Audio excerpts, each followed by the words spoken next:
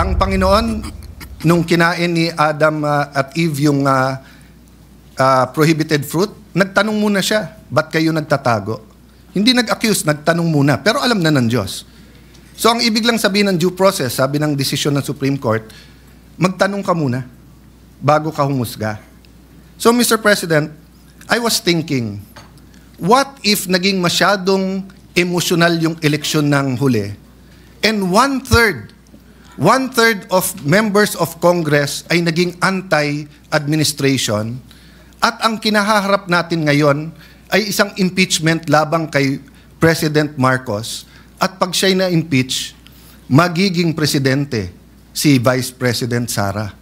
I wonder if all of us in this room and out of this room will still have the same paninindigan. I hope I will. I'm not judging. I am just saying, Mr. President, what helps me is those two books, but also to put myself in the opposite side, to put myself in that position. What if, so I'm looking, I see my good friend, former Senate President Zubiri, shaking his head. So natanaw ko tuloy si Senator Kiko. What if Vice President Lenny and Senator Kiko won in 2022? And what if ang ini-impeach ngayon ay si Senator Kiko? I hope yung decision ko to support this decision would be the same. Tama po, dapat walang pagkakaiba. Wala saan pagkakaiba. So number 5, a reasonable period of time determined on the basis of complexity of charges must be given to all members of Congress. Kasi lumalabas po, yes, tama si Senator Soto, ibang mode yung 1/3. Pero lumalabas po mismo sa pleadings, mismo sa sinabi ng House of Representatives, wala pang 3 oras. Yung Wala ibinigay sa mahigit 200 na pumirma, samantalang ang complaint is a few hundred pages. Tama po ba? Mahaba pong pahina lahat ang sinabi sa akin, Mr. President, at hindi po nila na kayang basahin sapagkat wala nga silang kopya. Humihingi po sila ng kopya bago pumirma, ngunit wala pong ibinigay. Unang-una, yung sinabi ko pong speculative, sapagkat it was not based on my own speculation. It was based on my long practice as a litigation lawyer. Wala pa po akong nakitang isang unanimous decision. Ewan ko lamang po kung merong magbo-volunteer ngayon na abogado in the last 40 years na sinasabi ang isang unanimous decision na ang karakter niya ay sinabi na ab initio, void ab initio, unconstitutional, violative of due process. Maybe if we can speculate that all the members of the Supreme Court after the filing of the motion for reconsideration will resort to their worst, will resort to the worst angels of their nature. Maybe, baka ganun lang. What do we expect? We expect that 8 of them will reverse themselves altogether?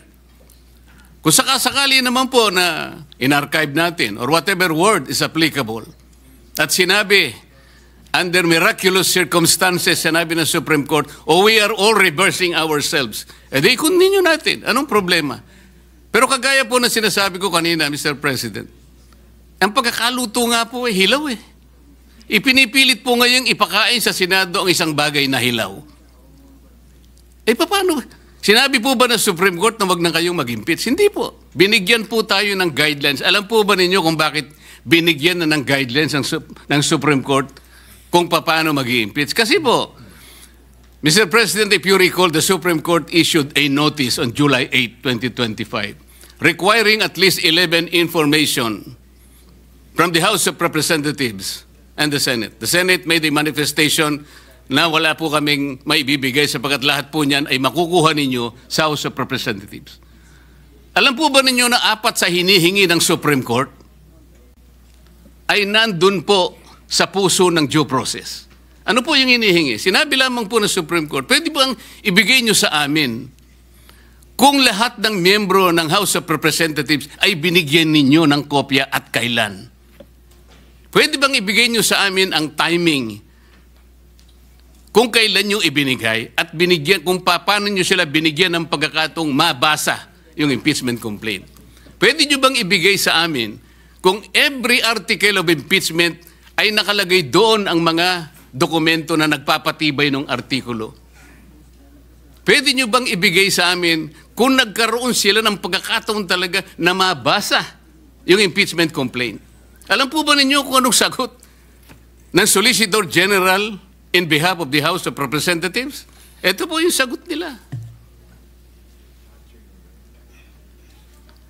It is the position of the House that these matters pertain to its internal proceedings, which have always been regarded as beyond the jurisdiction and scrutiny of this honorable court. Sa Tagalog po, wala po kayong pakialam dito sa amin. Yung inihingi po ninyo, kami lang po yun. Para tinatanong lang naman po binigyan nyo ba ng pagkakataon sila na mabasa? Bakit? Mahirap po ba sagutin yun? Ano pa po sinabi?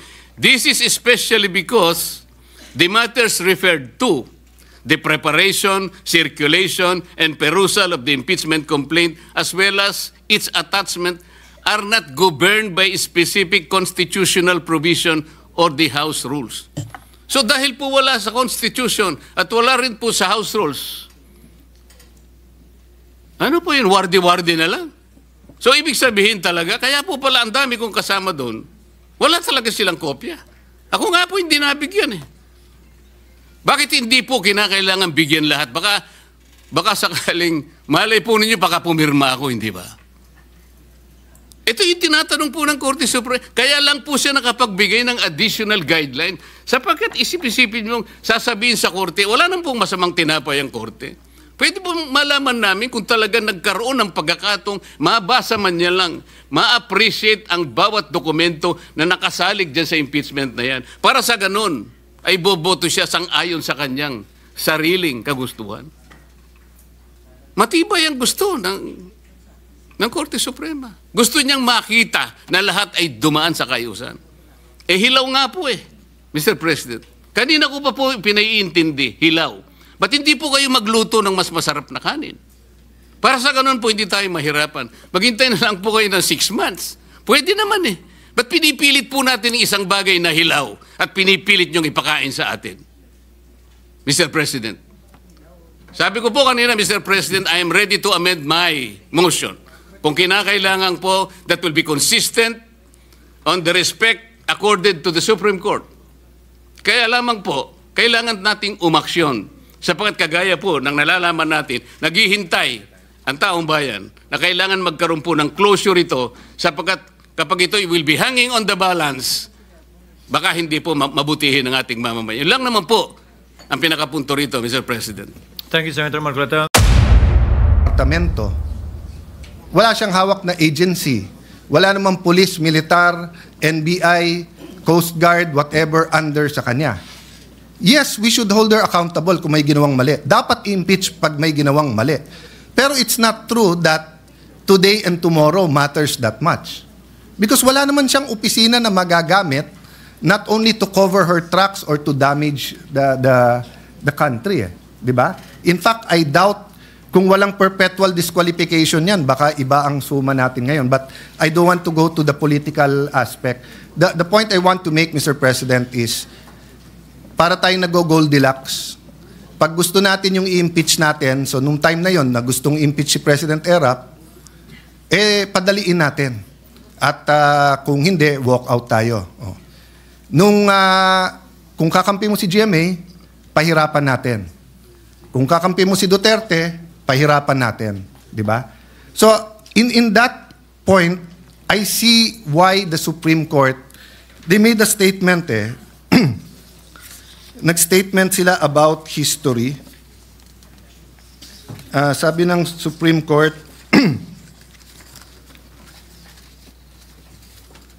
ito po, sa page 94, we understand our history. We have learned that in the past, momentary desires to do what is convenient and concede means to ends have inadvertently created precedents that weaken the succor of law for those who dissent. or those that are society's margins, or those who have fallen out of grace from the powers that be. We have learned that the clash of political interests in the past, often disguised by noble intentions, have obscured the need to address the real problems of corruption, inequality, poverty, and disempowerment faced by our people. Kung ito lang po ang sinabi nila, Mr. President, sasabihin kong hindi ba namumulitika yung korte? But sinabi nila to after page 93 na iniisa-isa nila paano mo i-impeach eh. So parang nga tinuruan na ang Senado at saka House, gusto nyo impeach ang Vice President o sino man, sundin nyo lang to. Wala na kayong problema. So I think in that sense, Mr. President, it's a balanced decision. Ang question, Mr. President, yung tanong ni Senate Minority Leader, former Senate President Soto, operative fact, Mr. President. Mr. President, may I venture to answer the question of Senator Soto nung tinanong niya, ano to? Diba? Ano to yung nag-robe, etc. Nasagot na po kasi ni Sara Geronimo yon. Nung sinabi niya kay Coco Martin, there was never an us. There was never an us. Sinabi kasi ng Supreme Court na void ab initio to. But I have a reason, Mr. Minority Leader, former Senate President, and Senator Ping, why I bring this up. Because I agree with Senator Ping na ano ang i-dismiss natin. Because ang sinasabi ng Supreme Court, and that goes to my last point, for your consideration, Senator Marcoleta, sabi ng Supreme Court, there was never an us, ibig sabihin, void ab initio. So wala tayong i-dismiss. So theoretically, if we do not do anything today, we are following the Supreme Court decision. Except, yeah, that's why I'm agreeing with you. So agree with me when I'm agreeing with you, Mr. Senate President and Senator Ping. However, human nature is that if we do not do anything, people will say it's pending. And we do have the 1 year one filing bar. So the Constitution did not intend that every single day of your life as ombudsman, as vice president, president, may nakatutok sa yung impeachment. So it is also fair to the vice president that we dispose of this. The question now is, if it is void ab initio, why did the Supreme Court not apply the doctrine of operative fact? In my research, 2 reasons. One, hindi po bringing up ng House of Representatives ito. Bringing up po to ng House of Representatives later on in the MR. Number 2, there is a rule that kapag ka magkakaroon ng injustice or may ma-oppress, hindi pwede yung operative fact. So since my finding, please correct me, Senator Marcoleta, if I'm wrong. Since my finding po ang Supreme Court na sinircumvent yung 1 year bar, hindi ka ngayon pwede mag-operative fact. Kasi para mo ni-reward ngayon yung circumvention. Am I correct sa Yes, Mr. President, because the doctrine of operative fact is based on equity and fairness. Wala pong equity talaga eh. Hindi po sinunod ang mga tuntunin. So, sa umpisa pa lang, nagpalusot na, kaya hindi po pwedeng gamitin yung operative fact. I see former Secretary Jeremiah Bellica in the crowd. Sa ease of doing business na si Majority Leader and si Senator Ping, I think, were the sponsors, di ba, or the authors of the law. I don't know kung, ang alam ko, covered ang Congress doon eh. So kapag ka 10 days, at kasi ministerial yung sabi ng Supreme Court eh. Kapag ka nag-file ka ng impeachment, yung 10-day, 3-day, ministerial yon.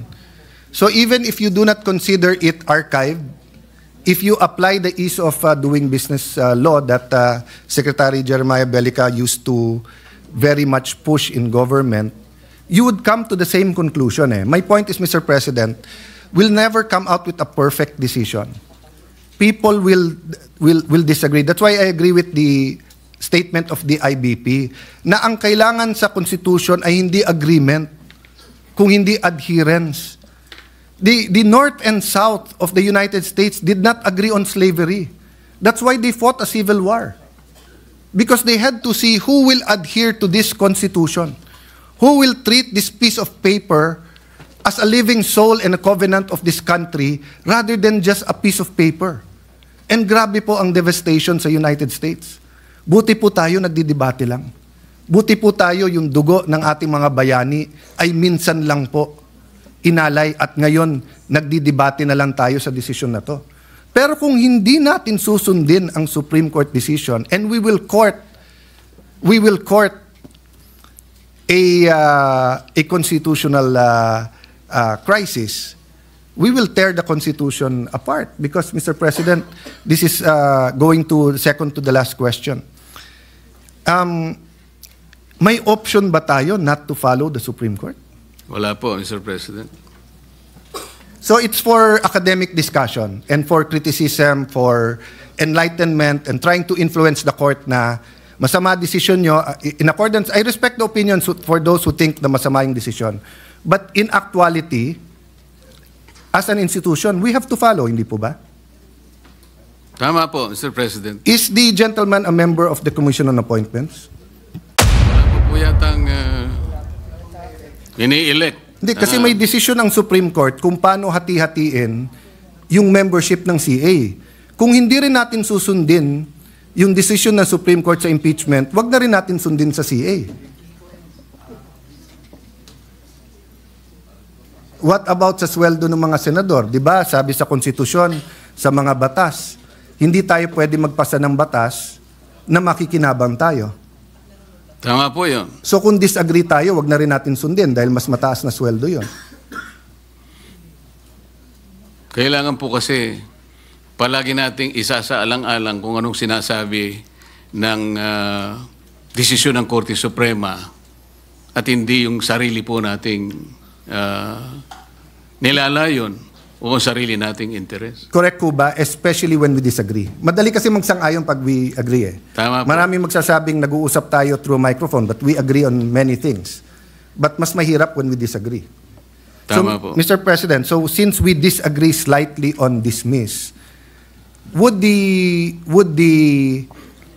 movant, the distinguished senator, consider na ma-amend yung motion that the Senate obey or follow or anong tamang salita na acceptable sa minority, the Supreme Court decision?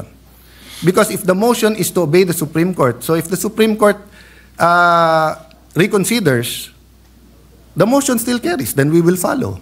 If they don't, we will still follow. And right now, sabi naman nila, it is immediately executory. So as far as I'm concerned, it doesn't exist. But I agree with the gentleman, there's some action that is wanting eh. Kung hindi, it's there floating in the air. Anyway, I'll leave that as a question. There might be some people who want to interpolate, Mr. President, but may I offer that solution? We are allowed to amend, to propose an amendment to any motion if the movant agrees. I am amenable to an amendment, Mr. President, like moving it to send it to the archives. Like we will have the same result if that is the case. And I will be pleasing Senator Soto if I do that.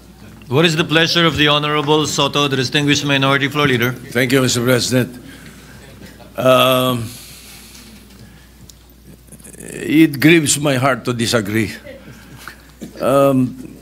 I think I'd rather call for the previous question, a motion to table. It has the same effect, and you can bring it up anytime, but we did not say that we did not follow the Supreme Court decision. It will not say that we archived as the interpretation of the Supreme Court is kung ano yung word ng archive. Iba yung archive nila eh, hindi pa nga adjourn, archive na sa kanila eh. Hindi ba? Hindi pa tapos yung session eh. Hindi naman ganun ang archive sa atin. Sa kanila ganun. Iba yung rules ng Congress eh. Iba yung kaysa sa rules nila eh. So, hopefully, baka pwedeng we can find a middle ground between the proposal of Senator Alan Cayetano and my motion to table, which has a higher precedence than the motion to dismiss. But Mr. President, that is not consistent with the immediate character of the decision. The decision says it is immediately executory. A motion to table, hindi po immediate yun eh. Tsaka sabi nga ni Senator Cayetano, somehow there should be some action. The people are waiting for some kind of a closure before this chamber, because that particular decision is directed to no one but to the Senate, Mr. President. Sir President. Before the chair recognizes any member, the parliamentary status is that a motion was made by the Honorable Marcoleta, which he is willing to amend, and a higher order of precedence motion was made by the Honorable Minority Floor Leader. Both are pending, and to afford time for both the Minority Leader and the original movant to perhaps consider and find a compromise as agreed upon earlier, can we proceed with the interpellations and interjections, manifestations, if you will, Yes, of the yes. other members who had manifested to so interject and make known their position through a manifestation or interpellation? Yes, Mr. President. Thank you. Therefore, I withdraw the call for the previous question, and then allow that to proceed. But then again, just a point of information for for our colleagues. The Supreme Court has just received a motion for a TRO for the Senate not to take up this particular case. It was filed yesterday by the someone filed. former Associate Senior Justice Tony Carpio, also Ombudsman Conchita Carpo Morales, Commissioner Heidi Mendoza, religious leaders, former military and public servants, Michelle Magno, students and the youth and the academe. They have filed a TRO with the Supreme Court, and we are awaiting something to that effect. It might come out today, and then we are, again, inuunahan natin. So hopefully, yes, we can proceed, Mr. President. Thank you, Minority Floor Leader. Your manifestation is duly noted. Senator Cayetano, Sir President, let me agree wind with... up. let me just agree with both you and the Minority Leader. And of course, thank Senator Marcoleta for his openness. Ang intention ko lang naman po in proposing an amendment, wala pa yung actual words, no? But, Mr. President, kasi kung pwede, pag bumoto tayo, dahil mabigat po yung pagbobotohan natin at most of us have dug in already sa legal opinion natin sa boto natin. So kung mali ang framing kung ano pagbobotohan, mahirapan din tayo lahat. So meaning I don't mind if I vote for or against the proposition, at least malinaw kung anong pagbobotohan ko. So like I would vote to follow the Supreme Court decision. I'm thinking whether I'll vote to dismiss because the Supreme Court said it did not exist, void ab initio. But I don't want to vote against it because if I vote against it, it is live. And precisely the Supreme Court said immediately executory. No? So let me yield the floor para dun makapagtanong yung iba. But I'm hoping some of us can come up with language that will be acceptable. We might not have a unanimous vote, but at least klaro kung anong pinagbobotohan natin. Thank you very much, Senator Marcoleta. Mr. President, just a point of information. Senator Pia Cayetano is recognized for her point of information. Yes, thank you, Mr. President.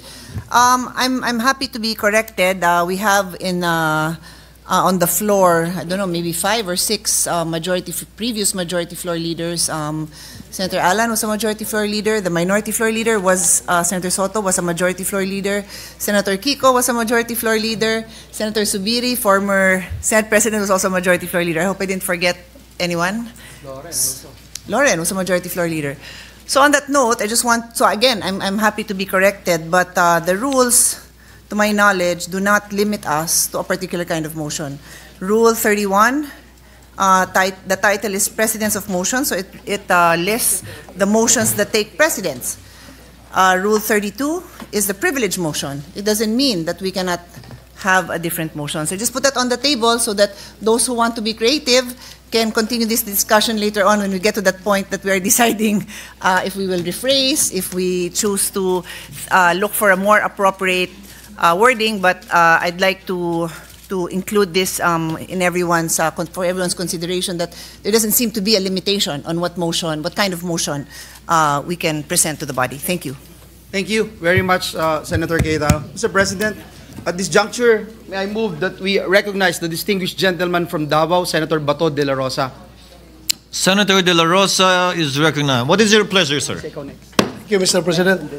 I just would like to make a clarification, Mr. President, that it is very clear to me during our caucus, we have agreed that today, on this date, we are going to tackle this Supreme Court ruling, and we have to debate on this, and we have to decide on this today. It was not part of the agreement that whenever the House of Representatives file a motion for reconsideration, ay ma-install yung ating plano to decide today. So, bakit nagbago yung usapan, Mr. President? I'm just asking. Your Honor, the Senate is a collegial body and decides everything by dividing the House. The current parliamentary status is that we have two motions that have not yet been acted upon. One has precedence over the other. Pinahintulutan ng dalawang movement na magpatuloy muna yung pagdedebate. So darating po tayo sa punto, matapos ang debate, na pagbobotohan natin yung dalawang motion po na yan. Ayon sa precedence ng rules natin. Majority Floor Leader. Mr. President, just very quickly. Mr. President, Just very quickly. Is this already your... Just I an think- interjection on the point raised by Senator De La Rosa. Mr. Majority President, if I may appeal, Mr. President, to distinguished gentleman from Pampanga, Mr. President, because next to interpolate is the distinguished lady from Iloilo, Mr. President, quick Senator Risa, and then it's his turn, Mr. President. Just a quick manifestation, The Mr. President. gentleman may proceed for Because his quick manifestation. Because it has been referred repeatedly about what we agreed on in the caucus. Mr. President, we agreed to decide on this matter. And if the decision is to lay it on the table, that is a decision of the Senate in plenary. In other words, we didn't agree on deciding that we will decide on a motion to dismiss. We didn't agree that we would decide on holding it in abeyance. We said we will decide.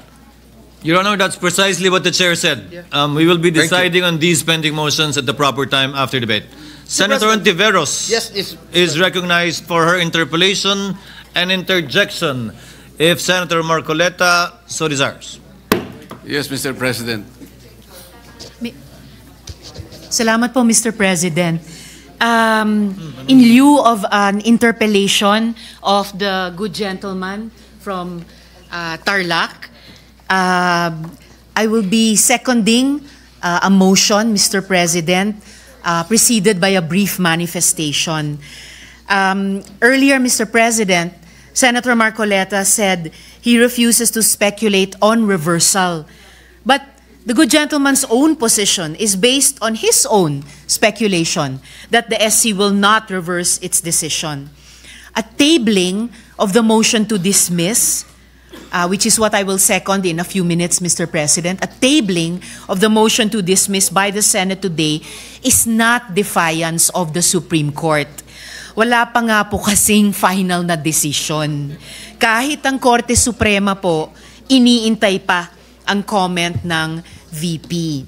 That is why I will be seconding the motion of the minority leader to table the motion to dismiss the impeachment complaint until the decision of the Supreme Court has attained finality. Tama po, we should exercise extraordinary prudence in this matter of transcendental importance. Still, I also wish to take this opportunity to express my thoughts at this crucial moment for our chamber. Mr. President, I agree and I continue to respect the Supreme Court. Hindi po magbabago iyan. But, Mr. President, hindi naman po ibig sabihin ng respeto ay pananahimik. Lalo na kapag inisip natin kung gaano kalaki ang nakataya dito. Magkaiba rin yung rumerespeto at yung bulag.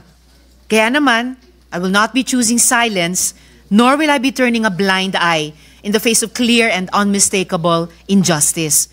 I am encouraged by the words of brave professors of the UP College of Law who in 2010 issued a sharp critique of a Supreme Court decision, Vinuya versus Executive Secretary, which said, the court cannot regain its credibility and maintain its moral authority without ensuring that its own conduct, whether collectively or through its members, is beyond reproach.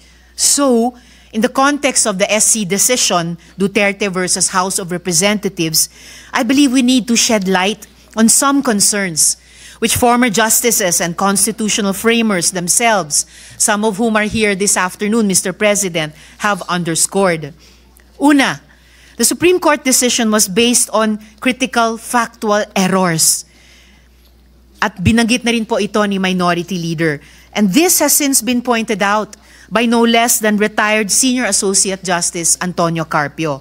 For example, the decision said that the February 5 impeachment complaint was transmitted to the Senate without a plenary vote in the House.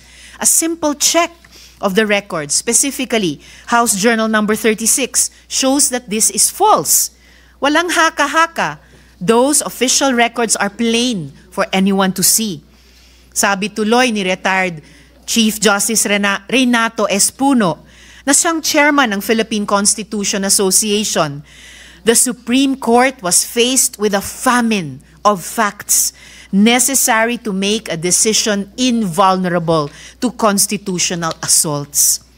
Pangalawa, actions already taken under a prior and valid interpretation should be recognized as legally effective.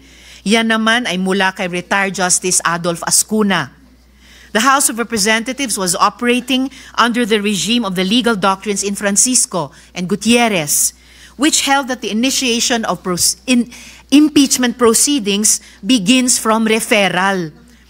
Kung unconstitutional pala na sundin ang legal doctrines, in the words of Justice Ascuna, that is legally unfair. Paano nga naman unconstitutional kung sinunod lang nila ang patakaran ng mismong Korte Suprema? Dagdag pa po sa isang desisyon nitong 2020 lamang, Madreo versus Byron. Sabi ng Korte na kung may pagbabago sa doktrina at interpretasyon ng batas, dapat prospective ang aplikasyon nito. At ang pangatlo at huling punto, mistulang nadagdagan ang requirements sa proseso ng impeachment na hindi naman nakasaad sa ating saligang batas. These new limitations, Mr. President, are not found in our fundamental law. Wala yan sa konstitusyon at kontra yan sa accountability. One disturbing example, sabi ng desisyon, kailangan daw na isumite na ang bawat ebidensya laban sa opisyales sa pag-file pa lang ng complaint sa House. Dapat ba naka-attach na ang bawat bank slip, public record o testimonya ng witness na ihaharap kahit wala pa silang proteksyon ng Senate Impeachment Court? Ang tanong tuloy ng marami, realistic ba yan? Paano kung ang impeachment ay laban sa mataas na opisyal na kayang-kayang magtago ng ebidensya o manakot ng mga potential witness? Bakit humaba yata ang checklist ng proteksyon para lang sa impeachable officials? Samantalang ang taong bayan na nagtatanong, na naniningil ng pananagutan, sila pa ang pinahirapan. Sila pa ang nadagdagan ang requirements. Ayon sa Korte Suprema, an official facing impeachment does not stand to lose fundamental constitutional rights such as life, liberty, or property. Hindi buhay, kalayaan, o pag-aari ang inihahabla sa impeachment. Kung ang usapan naman ay due process, hindi ba't ang mismong impeachment trial na nga ang mismong venue para doon? Maririnig ang dalawang panig. May ebidensya, may magdedepensa. That is due process. So what are we afraid of?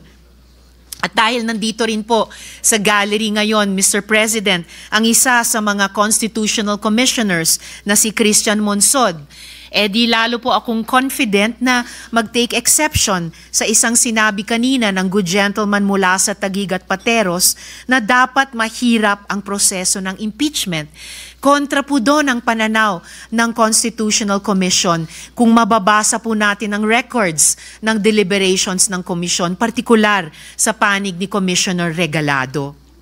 Muli, patuloy nating nirerespeto ang Korte Suprema. Pero pwede mong respetuhin ang isang institusyon habang nagtatanong at pinag-uusapan ang kanyang desisyon. In Firestone Ceramics Inc. versus Court of Appeals, the court conceded that it is not infallible. Should any error of judgment be perceived, sabi nila, it does not blindly adhere to such error. In this jurisdiction, rectification of an error more than anything else is of paramount importance. In the 2010 letter that I mentioned earlier, the UP law professors said that the position of the Supreme Court as the final arbiter of all controversies requires competence and integrity completely above any and all reproach. A breach of these values, the professor said, does violence to the primordial function of the Supreme Court as the ultimate dispenser of justice. And the UP Law Dean who led that letter to the Supreme Court, walang iba po kundi ang nagsulat ng desisyon na ating pinag-uusapan. Dear Mr. President, dear colleagues, I believe this decision is of the highest public interest, whose consequences will echo through time and history. Maraming taon mula ngayon, pag-aaralan at hihimayin ito ng lahat. Mula sa mga estudyante, mga journalist, mga political analyst, mga academics, at higit sa lahat ng ating mga kababayan. One day, and this day will come, history will judge all of us based on our actions today, August 6, 2025. When history comes to remember, let's hope we stood where it mattered, that even in the face of doubt, we did what was right and just. With deep respect for the Supreme Court and all institutions of our country, Mr. President, I therefore second the motion to table the motion to dismiss the impeachment complaint until the decision of the Supreme Court has attained finality. Salamat po, Mr. President. Mr. President, quick Noted reaction. and entered into the records. Senator Marcoleta. Mr. President, Jurisdiction, number one, and the sole power to try and decide. That is what we will be deciding and voting upon this afternoon, Your Honor. Thank you, Mr. Senator President. Cayetano is Yes, recognized. please. Thank you, Mr. President. The distinguished gentleman, Senator Marcoleta from Tarlac and Senador ng buong bansa. Sir President, initially I wanted to speak pagbotohan na po. But very interesting po yung question na bringing up ni Senator Lacson. But aside from that, Mr. President, masyadong mabigat yung crossroads na hinaharap ng ating bansa. And remember, assuming we do nothing today, I am 101% sure that on February 6, 2026, an impeachment case will be filed against the Vice President. Maybe against other impeachable officers too. So I think it is very important that mahimay natin yung desisyon, yung sentimento ng institusyon na to, mailabas hindi lang sa social media at sa traditional media ang mga puntong nagsasaliwa, meaning pong parang hindi nag-uusap eh. So at least here we disagree, but whether we listen to the minority leader or to Senator Marcoleta, we agree to listen to each other and to examine each other's points. So I just like a few minutes on some very important matters.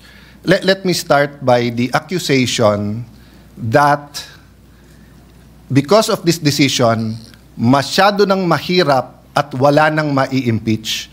So may I ask Senator Marcoleta if he would give me the honor of asking him a few questions and allowing me to interpolate on 2 or 3 topics. The first one is whether or not naging imposible na mag-impeach under this decision. The gentleman may proceed if Senator Marcoleta will so allow it. Yes, Mr. President. Mr. President, sabi po nung iba, imposible na daw mag-impeach ngayon dahil sa desisyon. I Hindi see the po. decision before you. I approached you last week. You've been studying it. I see your radio program. Mukhang 10 beses mo na nabasa yung desisyon at apparently, Mr. Senator, you also listen to criticism. So kung ano rin yung sinasabi ng iba, pinapakinggan mo rin. In your view, may I take note first, Mr. President, that I am glad that the Senator made a distinction na he is for the rights of everyone. He was adopted by PDP and ran with a particular party, but he is not a member of the Duterte bloc. Am I correct there? Technically speaking, Mr. President, I am not a member of the PDP, but I admit that I was adopted and I ran in unity with some of the parties of the PDP candidates at the time. The point I'm going at is like, I was a cabinet member in the Duterte administration, but I have not talked to the Vice President. I ran as an independent in 2022, so I speak now as a senator and not as a partisan. I assume the same, Your Honor. Yes, that Mr. President. you're giving your own personal opinion as Senator Marcoleta, not as a partisan. Of course, I assume that for everyone here, no? Regardless of our position. So, Mr. Senator, sa iyong paghimay ng desisyon, sa tingin mo ba imposible na ngayon mag-impeach ng isang impeachable officer? Hindi po, Mr. President. So, naging napakahirap ba mag-impeach ng isang officer? Hindi ko po alam kung bakit mahirap po sa kanila, Mr. President. Ang importante lang po, ilagay lang po sa tamang proseso. Napakasimple po kasi nung kanilang mga tuntunin, iniisip ko, sundin lang yung mga tuntunin. Ang problema po, isa man sa tuntunin, wala pong sinunod. Kaya po humirap ng humirap para sa kanila. So, Mr. President, I'm glad you mentioned tamang proseso. I think the way the Supreme Court said it in page 95 of the decision, there is a right way to do the right thing at the right time. The problem, Mr. President, is sinasabi po nung iba, may decision na sa former decisions, meron ng definition ng initiation, and many of us here were not mere spectators there. I mean, Senator Soto, I think, was in the impeachment court, di ba, of Senator Estrada, Senator Laurentu. Senator Kiko was still on the, we were together kay Senator Corona. Senator Cheese and I and Senator Miggs were in the House during the prayer 1/3 to the Senate articles of impeachment, di ba? So, hindi po tayo stranger sa mga pangyayaring ito. Ang punto ko, Mr. President, Senator Marcoleta, kung hindi nagsabi ang Supreme Court ng specific na dapat sundin, pwede kong ma-interpret na baka naman masyadong mahirap. Baka naman kahit anong i-file kung gustong protektahan, hindi na siya ma-impeach. Paano na yung accountability? But is it true, Mr. President, that on page 93 of the decision, the Supreme Court actually narrated what has to be done for a valid impeachment complaint? Yes, Mr. President. Allow me to read. 1, the draft article of impeachment or resolution should be accompanied by evidence when made available to members of the House, especially those who are considering its endorsement. 2, the evidence should be sufficient to prove the charges in the articles of impeachment. 3, the draft articles of impeachment and their accompanying evidence should be made available to all members of the House of Representatives, not only to those who are being considered to endorse. Impeachment is an act of the entire House, which requires a qualified minority of only 1/3 of its members to be transmitted to the Senate. However, the House of Representatives is a deliberative assembly where each member should be allowed to represent the views of their constituents. Let me stop there first. Mr. President, may problema ba yung number 1 na yung articles of impeachment kailangan may ebidensya? Wala pong problema doon, Mr. President. Hindi ba ho baliktad? Kung walang ebidensya, may problema. Tama po. Kasi kung walang ebidensya, ano yon? Tapon mo sa Senate, bahala na si Batman.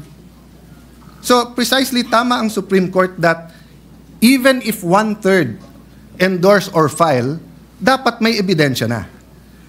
Let me go to the second part.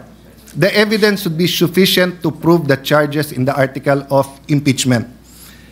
Mr. President, tama po ba na iba po yung sufficiency at iba din po yung quality or yung burden of proof? Di ba? Opo. So halimbawa po, sa piskalya, hindi po kailangan sa piskalya beyond reasonable doubt. Probable. Kailangan lang that there is probable cause that a crime was committed and there is probable cause that the accused committed that crime. Yes, Mr. President. So in the same manner, hindi sinasabi dito sa 2 na kailangan mo ipresenta sa mga congressman lahat ng testimony, lahat ng ebidensya. Ang kailangan lang, if you assume the evidence to be true, it will be enough to convict. Tama po. Because if not, then sayang lang ang oras natin sa Senate. Kung may articles of impeachment ka, walang ebidensya or may ebidensya pero yung ebidensya is not sufficient to prove the charges, either the Senate will be a kangaroo court and convict without evidence or we will be wasting our time. So wala rin problema sa number 2, Mr. President. Wala po, Mr. President. Number 3, ang sinasabi lang ng number 3, kahit na pumirma yung 1/3, kailangan ipakita pa rin sa lahat ng Kongreso. Isa po sa hinanakit po yun nung bata ako dahil ako po'y payat nun at hindi katangkaran. Parati akong saling pusa sa basketball, baseball, volleyball, dahil hindi po ako ganong kagaling sa sports. Sa Congress ba, hindi ba tamang rule to?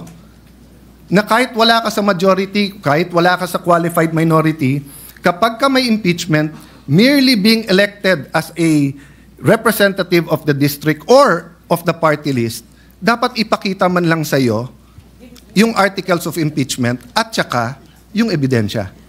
Tama po kayo. Wala man lang po akong nakita sapagkat ako po hindi isinali sa pakakitaan ng...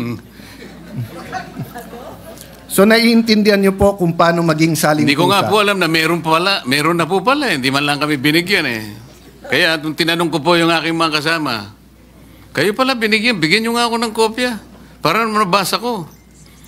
Wala rin kami. Paano nyo pinirmahan? O hindi naman namin binasa nung pinirmahan na. Basta meron lang binigay ng mga signature pages. Doon lang kami pumirma. So hindi nyo nabasa? Hindi. God and the world has a way of correcting itself because now I have the privilege of serving the people here, not as a salimpusa, and definitely, Your Honor, as chairman of the Senate Blue Ribbon Committee, is not a salimpusa here in the Senate. In fact, you are an esteemed neophyte with a very powerful committee. So, again, number 3 is just a simple walang salimpusa rule, which is very good. Number 4, respondent have the opportunity to be heard on the draft articles of impeachment. Hindi ko na po babasahin dahil mahaba, pero basically ang sabi ng Supreme Court dito, hindi naman kailangan pumunta doon ang Vice President. Pwedeng through pleadings. Meron po bang masama dito, Mr. President, na kapag may na-impeach, bigyan man lang siya ng kopya at pasagutin muna siya sa House bago siya pasagutin sa Senate? May masama po ba dito? Wala pong masama, Mr. President. Ang totoo nga po, sinasabi nga na dapat i-repair po lahat ng impeachment complaints kahit na yung pinirmahan ng 1/3 o higit pa, i-repair sa Committee on Justice. Yun po ang paraan siguro para magkaroon man lang ng pagkakataon ng Vice President kahit na by pleadings lang, makasagot siya. Yeah. Pero hindi nga po ibinigay. Before I go to number 5, just because I like your answer, Mr. President, one thing that guides me, no? So I've in coming to my decision with this, I follow 2 books. One, the Bible, which is of course a covenant between God and people, tayo, and the Constitution, which is a covenant among the Filipino people and the government, no? Alam mo, both books talk about due process. Ang Panginoon, nung kinain ni Adam at Eve yung prohibited fruit, nagtanong muna siya, ba't kayo nagtatago? Hindi nag-accuse, nagtanong muna, pero alam na ng Diyos. So ang ibig lang sabihin ng due process, sabi ng desisyon ng Supreme Court, magtanong ka muna bago ka humusga. So Mr. President, I was thinking, what if naging masyadong emotional yung eleksyon ng huli and one-third of members of Congress ay naging anti-administration at ang kinahaharap natin ngayon ay isang impeachment labang kay President Marcos at pag siya'y na-impeach, magiging presidente si Vice President Sara. I wonder if all of us in this room and out of this room will still have the same paninindigan. I hope I will. I'm not judging. I am just saying, Mr. President, what helps me is those two books, but also to put myself in the opposite side, to put myself in that position. What if, so I'm looking, I see my good friend, former Senate President Zubiri, shaking his head. So, natanaw ko tuloy si Senator Kiko. What if Vice President Lenny and Senator Kiko won in 2022? And what if ang ini-impeach ngayon ay si Senator Kiko? I hope yung decision ko to support this decision would be the same. Tama Because po, dapat walang pagkakaiba. Wala saan pagkakaiba. So number 5, a reasonable period of time determined on the basis of complexity of charges must be given to all members of Congress. Kasi lumalabas po, yes, tama si Senator Soto, ibang mode yung 1/3. Pero lumalabas po mismo sa pleadings, mismo sa sinabi ng House of Representatives, wala pang 3 oras. Yung Wala po. ibinigay sa mahigit 200 na pumirma, samantalang ang complaint is a few hundred pages. Tama po ba? Mahaba pong pahina lahat ang sinabi sa akin, Mr. President, at hindi po nila na kayang basahin sapagkat wala nga silang kopya. Humihingi po sila ng kopya bago pumirma, ngunit wala pong ibinigay. Yun po yung sinabi sa akin ng mga ilan sa aking mga kasamahan doon. Yung number 6 po, Mr. President, madali kasi kailangan yung impeachable act is an act done while they were in their present office. So wala naman pong problema dyan. Meaning, kung may nagawa si Senator Cruz nung konsyal pa siya, pero ngayon Vice President na siya, hindi naman siya pwedeng impeach base sa ginawa niya nung konsyal siya. Tama po. So madali po yon. Number 7, at the very least to accord the opportunity to be heard under the requirement of due process in the procedure under Article 11, Section 3, Paragraph 4, after the draft articles of impeachment and required proof arrived at. Letter A, the House of Representatives should provide a copy of the draft articles and its accompanying evidence to the respondent and give her an opportunity to respond within a reasonable period. May problema po ba dito? Wala po. Kapag ka ganito kabigat, natatanggalin mo ang isang impeachable officers, tama po ba yung surprise? Hindi po. Parang, eto yung wag mo nang tignan, 1/3 naman kami, sa Senado ka na, sa Senado ka na mag-reply.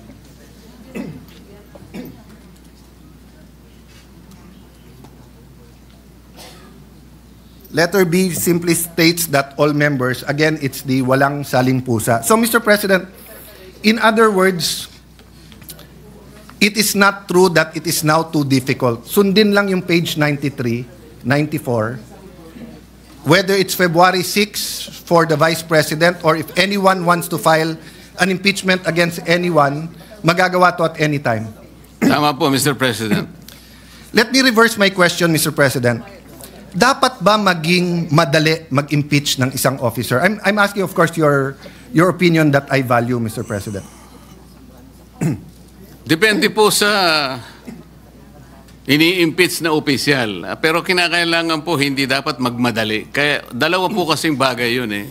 Kailangan po siyang mapagbigyan ng due process niya at gaano man po karami yung ebidensyang inaharap sa kanya. Bigyan natin siya ng pagkakataong makasagot. So maaari pong mahirapan ng konti, tumagal ng konti. Ngunit kailangan po natin ibigay lahat ng proseso sa ini-impeach at sa mga nag-i-impeach. I value your answer on due process, Mr. President, and that's my second point. But if you would just also accept, or maybe I can put on record, I'm of the personal view, hindi dapat maging madali mag-impeach ng isang impeachable officer. Bakit po? unang-una, iilan lang po sila sa ating bansa. Ombudsman, member of constitutional commissions, President, Vice President, Supreme Court. Hindi dapat madali dahil it's an extraordinary remedy in extraordinary circumstance not to penalize them, but para protektahan ng ating bansa at para nga po alisin sila sa equation if they will damage our country. So, the difference po with this impeachment sa iba, at least the impeachment of President Estrada, President Arroyo, and again, may I be sensitive especially to my friends here, no, who are of that administration, was with us, against us, or like Senator Jinggoy and Senator JV. Yung feeling kasi doon is that if there was another day na hindi na impeach, magagamit yung opisina na yon. Kasi presidente pinag-uusapan. Ganon din sa Chief Justice, na habang nandun ka, ma-influensyan mo yung korte. Pero pag pinag-uusapan mo Vice President ngayon,